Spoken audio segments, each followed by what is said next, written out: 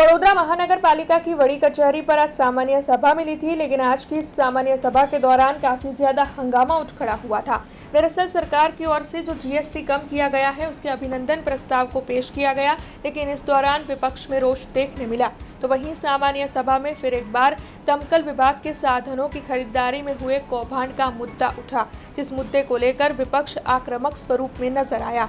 इसके अलावा वडोदरा शहर की विभिन्न समस्याओं को लेकर भी विपक्ष की उग्र पेशकश रही, लेकिन इस दौरान अचानक ही मेयर पिंकीबेन सोनी की ओर से सामान्य सभा को पूर्ण करने की घोषणा कर दी गई, जिसके चलते विपक्ष और ज्यादा रोष में आया और विपक्ष की ओर से ठराव की कॉपी को मेयर पिंकीबेन सोनी के ऊपर फेंका गया।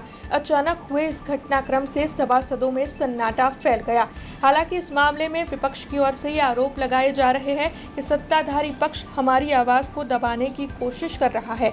आज महत्वपूर्ण मुद्दों पर चर्चाएं होनी थी, लेकिन चर्चाएं नहीं हो पाई। इस मामले में विपक्षी नेता चंद्रकांत श्रीवास्तव की ओर से विधायक और कॉर्पोरेटर केयूर रोकड़िया पर यह आरोप लगाए गए हैं कि उन्हीं के इशारे पर आज की सभा पूर्ण की गई है। हालांकि इस मामले में खंडन करते हुए विधायक केयूर रोकड़िया भी सामने आए हैं। अपने ऊपर लगाए गए इन आरोपों को नकारते हुए विधायक केयूर रोकड़िया ने कहा है कि मैंने सामान्य सभा को पूर्ण करने के लिए कोई भी इशारा नहीं किया है। कांग्रेस पार्टी ही सभा आगे बढ़ने नहीं देती है। तब इस मामले में काफ़ी ज़्यादा हंगामा मचाया हुआ है और आज की सभा पूर्ण करने की घोषणा के बाद विपक्ष का और भी ज़्यादा आक्रामक स्वरूप देखने मिला है। मीडिया તમે નરી આંખે જોઈ રહ્યા છો કે જે પ્રસ્તાવ લઈને આવ્યા એ અહીંનો ના હોય તે ત્યાંનો હોય, વિધાનસભાનો। અહીંયા અમને નહીં બોલવા દેવાનું। જે એમના જે ખાડા પડ્યા છે, જે 400 ફરિયાદ ડ્રેનેજની આવે છે, પાણીની આવે છે, લાઇટ નથી ચાલતી, ગરબાનું આયોજન કરે છે, નિમંત્રણ આપે છે અને ત્યાં પોલીસ મુકાઈ દે છે, આ તમામ બાબતો જે ઉજાગર થવાની હતી, જે સિટી વગાડવામાં ભ્રષ્ટાચાર કર્યું છે, શમશાન આપી દીધું છે, આ તમામ બાબતો, રોડની અંદર લોકો ચાલી શકતા નથી અને હેલ્મેટનો કાયદો લઈ આવ્યા છે, આ બધી બાબતોનો જે અમે અમારા સભાસદો ઉજાગર કરવાના હતા એ જે વાત છે એ સાંભળવી નથી। કારણ કે એમની પોલો બધી બહાર ખુલ્લી થવાની હતી, એટલા માટે પોલમ પોલ સરકારને અમે ઉજાગર કરવાના હતા, એટલે એમને ઢાંકી દેવા માટે આ એક ષડયંત્ર કે વિરોધ પક્ષ ના બોલે અને મેયર તો કઠપુતળી છે, એને તો જેટલું બતાડે એટલું જ કરવાની છે। નીચેથી ઇશારો થયો એટલે એમને સભા મુલતવી કરી દીધી। આ લોકશાહીનો ખૂન છે, લોકશાહીની દબાવવાની જે એમની તાકાત છે અને વોટ ચોર ગદ્દી છોડવા જેવા એમની હાલત છે, એટલા માટે આ બધા કાવતરા ઘડી રહ્યા છે। લેકિન અમે ચૂપ બેસવાના નથી, અમે આંદોલન ચાલુ કરીશું, અમે ગભરાતા નથી। આંદોલનના ભાગરૂપે અમારા પ્રમુખ ઉપર કેસ કરી દીધું, પણ સાંભળવાની તાકાત નથી।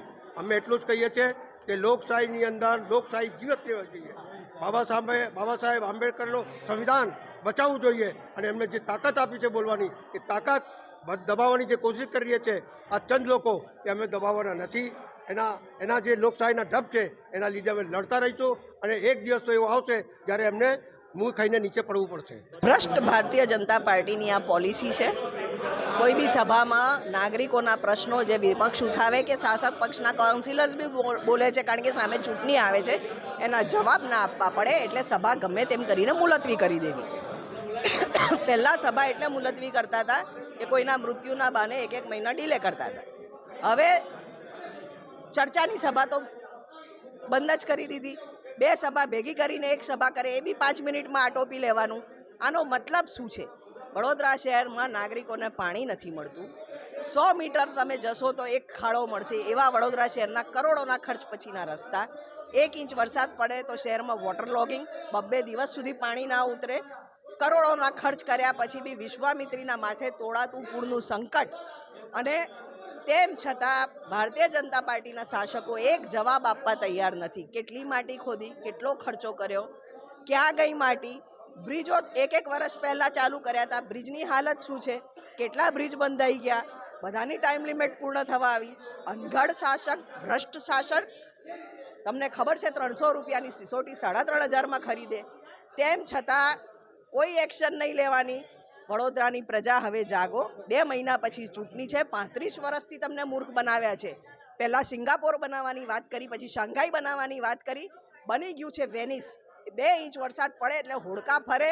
દરેક કોર્પોરેશનની દરેક ઓફિસમાં, વોર્ડ ઓફિસમાં એ લોકોએ તરાપા ખરીદીને મૂક્યા છે। તો આપ સમજી શકો છો કે જે 3300 કરોડની વિશ્વામિત્રીની વાત કરે છે, અલ્ટિમેટલી તરાપા અને સિસોટીઓ ખરીદે છે ને એમાંય ભ્રષ્ટાચાર કરે છે, તો આપ સમજો, જાગો. તમારા હકના પૈસા, તમારા ટેક્સ પેયર્સના પૈસા છે. તમે હવે 2 મહિના પછી ચૂંટણી છે તેમ છતાં જો જવાબ આપવા તૈયાર ના હોય તો તમારે ત્યાં આવશે, પ્રચાર કરવા આવશે, ત્યારે જવાબ આપજો, ईवीएम पर जवाब आपજો।